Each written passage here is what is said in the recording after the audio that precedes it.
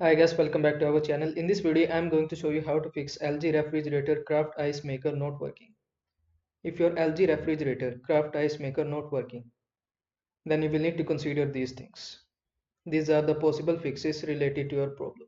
First, check power and settings. Ensure the ice maker is turned on. Restart the refrigerator. Second, inspect water supply.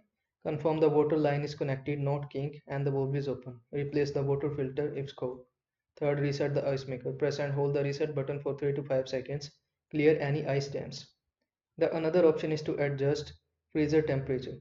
Set the freezer between 0 degree F and -4 degree F. Ensure proper air circulation. And in the last, clean the ice maker. Remove mineral buildup with warm water and mild detergent. So these are the possible fixes related to your problem. And hopefully after your problem will be fixed. I hope this video was helpful to you. Make sure to like this video and subscribe to my channel for more this type of content. Thanks for watching.